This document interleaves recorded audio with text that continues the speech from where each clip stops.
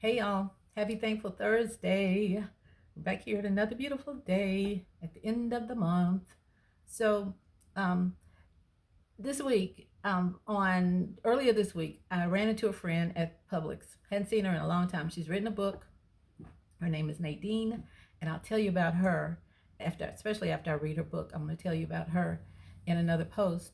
But she had this book. She had written this book. We sat and we chatted for a while, and I purchased one of her books from her while we were there in Publix, and she signed it for me, and it said "To Your Genius," and I was like, "Oh, I like that. To Your Genius." And I thought about, well, what is your genius, Miss Dees, Mrs. Dees? What is your genius?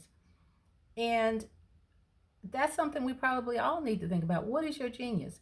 Not necessarily what is your smartness, not that genius, I'm thinking, not the smartness. Yeah, if you're able to, do mathematical problems that have alphabets in them and you can make them make sense and be correct, bless you, my child. I cannot. Don't even ask me in public how to do any math. I don't do math in public. Don't do it. Um, but what is your genius in your life?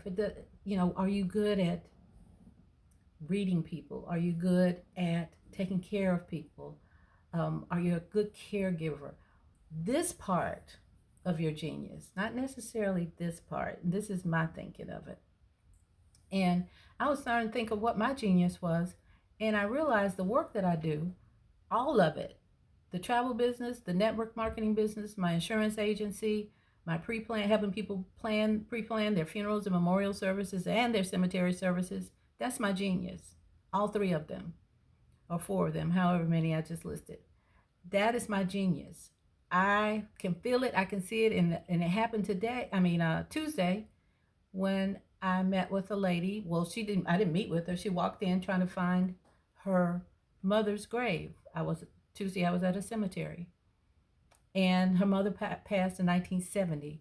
And just to make this quick, she was from West Virginia. Her mom died in 1970.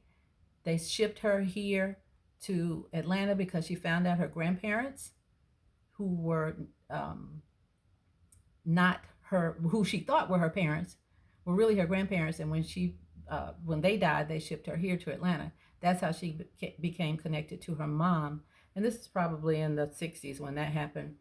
And her mom never wanted anything to do with her. Her dad never wanted anything to do with her. But yet she was here at that cemetery trying to find their grave. And she had been there before, but it had been a long time. And she couldn't find it. And she was in anguish. That's what I felt, was anguish. And we sat and we talked. And she told me her entire life history in those 15 minutes. 15 minutes. And she was on the brink of a collapse. And I brought her back from that edge of that bridge, because when she walked in, she was jacked up. And I had to sit and tell her, it's not your fault that your mom and your dad didn't want anything to do with you. That's not your fault. But you're here to honor her because she's still your mom, regardless of what goes on. You honor your parents in some form or fashion. And before she left, she felt better, and she kept telling me, "Thank you so much. Thank you so much. Thank you so much." And she was still emotional about everything. But we were two people that never ever would have crossed paths. She was from West Virginia, never been to West Virginia. She was white. I'm not white. I'm black. She's not black. I grew up here in Metro Atlanta. She was sent here, which is why she was even still here. And just honest, just in life, you can look at the two of us and say we never would have connected on any level because of who we are and the different circles that we travel in. Nothing negative, that's just life. And I realized then, after I talked to Nadine, that's my genius. That's my genius, to talk to people, to work with people, to help people. And that's what I do in everything I do.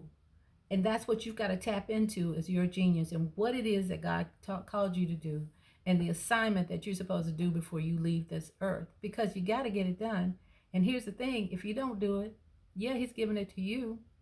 And I always say, people, If you don't do your assignment, it won't get done. But I really do believe if it's something God really wants done, if you don't get it done, He'll find somebody else. That's just my thinking. So, what is your genius? What is your genius? Do people stop and talk to you and tell you their life history in the line at Publix, like happens to me? Do little babies follow you around? Do pets follow you around? Do people always ask you to lead an event, to lead a project because they see the leadership skills in you? Do people always call on you when they need somebody to talk to because they know that you will listen attentively, focus listening, and not listen to respond? Is that what your genius is? Or is it just you're just a kind person, a nice smile, you know how to make people feel good? Whatever it is, just know that genius doesn't always have to lead to a bottom line, a profit, or a check. It can just sometimes lead to a good feeling, making somebody else feel better, and doing a good thing in life. So, what's your genius? Let us know if you want to. If not, at least think about it. But I do want you to tell your family and your friends that you love them and that you're thankful for them. I want you to tell your pets that you are thankful for them. I want you to hug them. I want you to tell your coworkers that you are thankful for them. And I want you to tell yourself that you're thankful for you because you are a genius. You have genius in you, out of you, and just oozing all over you. It's just coming out. Can't hold it in. It's so much. And as always, tell God, thank you. Thank you, God. Thank you for giving me a genius mind because you are and you were and are created in His image. So have a good day. Have a good rest of your week, a good weekend, and I shall see you next week. Bye. Take care of yourselves.